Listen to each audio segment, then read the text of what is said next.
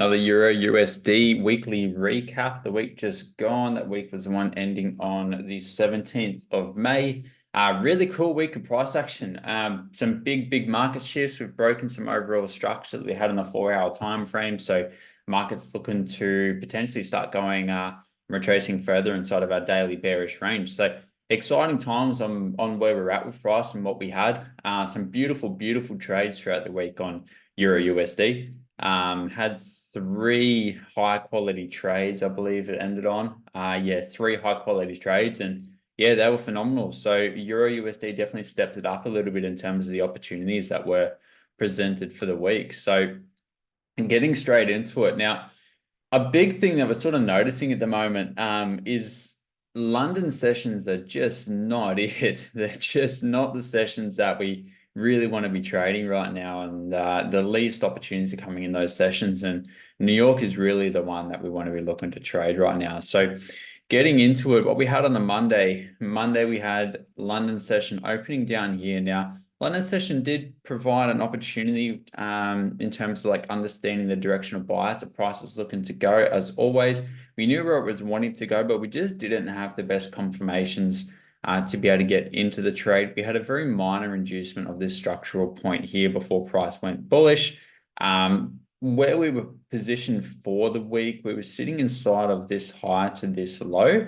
So price had started to look like it had done quite a deep retracement inside of this coming into that area, and then done a little market structure shift to the downside. So we're looking to potentially continue following with that. However, all of our other time frames in terms of like the hourly and some of our higher time frames were showing us that price was looking to potentially continue bullish. So really this one was potentially looking for a buy into a sell out of this area. However, there was no buy presented down in here. So that was the one we got to sort of watch go by. But then as we came into our New York session, this was a really late trade, this one.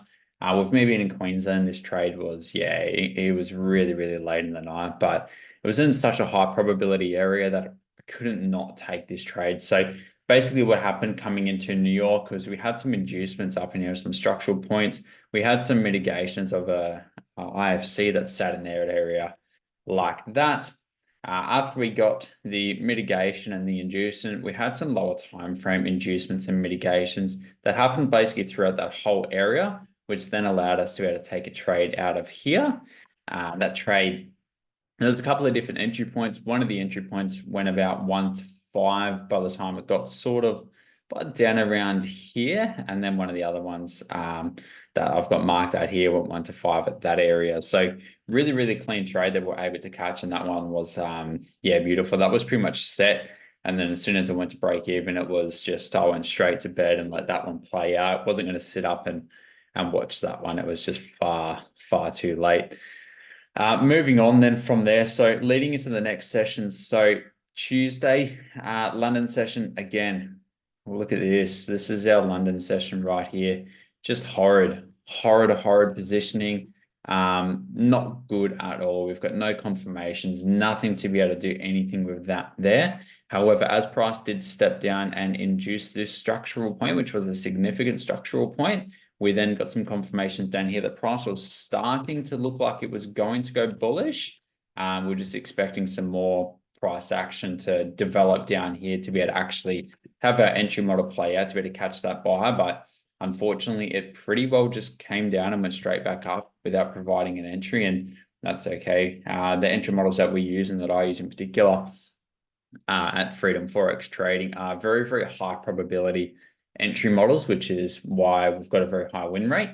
But sometimes that causes you to be able to not quite get into trades. Now, again, this one was one that I didn't catch. It was too far out of session for me. I was asleep by this point. I was actually spending a night in the city. So yeah, I was enjoying some time with my partner. But yeah, asleep when this one actually played out. But same sort of thing again. Had one of our entry models play out here that I saw after reviewing price the next morning when I woke up, and that one would have been a break even. So that's okay. Sort of one that I'm glad to miss. Don't want to have to pay the commissions to the market just for a break even. So that one's all good. But again, really clean trade, super A+ setup to be able to take. If you were awake, that was one you definitely wanted to catch. Moving on from there. So what we had leading in was we had again London session sitting here, just in sort of the middle of nowhere, really. Like we'd just taken this high. We're expecting price to come up and take this is a 4-hour high here. Looking to target that now that we had broken this, but we could expect for price to come down before going bullish. So leading into that session, sells were preferred, sells into a buy position. However, yeah, it just didn't provide anything. None of this was significant enough. Like, yes, we had the Asia high sweep, but nothing significant enough to be able to take that entry. And again, same thing down here. This is leading up to news as well. So wanted to let news play out. Didn't want to be trading. So again, same sort of thing for that session. Nothing there. And New York, this is obviously a big news spike. So again, nothing for New York. Don't want to be looking to take a trade after news. So Wednesday was a no trading day for Euro USD. So that's all good. That's just one of those ones that plays out.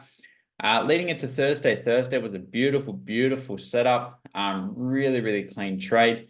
Now, what we had was this is a high risk trade. This isn't a trade that we would normally take.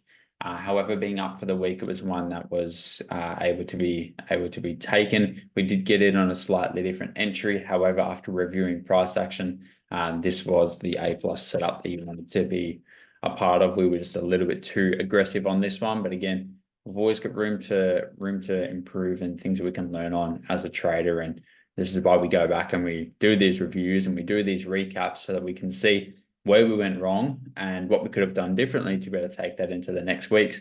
Even as full-time traders, we're always still reviewing. We're staying students of the game, wanting to always improve our craft. And that's just simply the best way to improve. So that trade was very, very clean. Just an order flow trade, looking to now follow with the fact that we've made a new high and order flow is telling us that we're wanting to be looking to sell, at least to target some of these points that we've got down here. So that was the approach for that trade. Follow with bearish momentum, look for our targets. That trade ran really nicely. I tried to take all my profit at 1 to 5, but that one went 1 to 13. So that was, yeah, really clean trade to be a part of. I know a few people who caught that trade and secured some nice profits from it. So that was great. Then again, leading into New York session. So for New York session, obviously we've been bearish all day. We've now finally come and taken some significant structure. Now that we've taken some significant structure, we could look to take a buy out of here. This is presenting late inside of our New York window, but that was perfectly fine.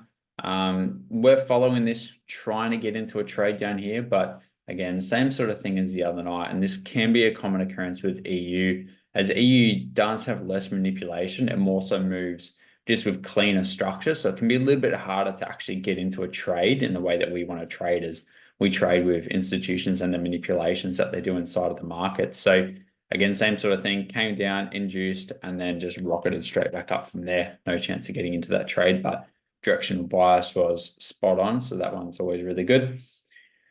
Now, from there, what we had coming into the session on Friday. Now, there was an entry inside of here that you could have taken, which you would have copped a break even on. Moving from there, mitigative supply. But that one would have been a break even. Basic order flow. Had a breaker structure here or a market structure shift. Looking to come and target this, Asia highs, and the liquidity built up inside of there. Price just went a little bit early, mitigated a supply point inside of here, the top of Asia, then had a good melt from there. So that's okay. Nothing for that session in terms of A+ setups. Now, this one is a high risk trade as well, if you were to take this. New York session opened here, bit of a weird spot for the window. Getting into a buy out of this point did hold some weight, but in terms of what the market was doing on EU was a little bit risky. GU actually had a very clean setup out of this sort of area, but it was just a bit higher on the Friday, as it didn't get this same break that Euro had. So yeah, Friday, New York session, nothing there, nothing that you wanted to be a part of. So be interesting to see what the market does for the week ahead. I believe GU has actually come and taken out the highs, whereas EU is still respecting. So we've got a little bit of conflict on the two pairs at the moment. So right now it is going to be important to utilize the two pairs against one another. Sorry, don't use the two pairs against one another. More so use them as their own individual entities rather than correlating them between what they're doing. So that's going to be the important thing for the week ahead. But beautiful price action nonetheless on EU. Two 1-to-5s, one break even.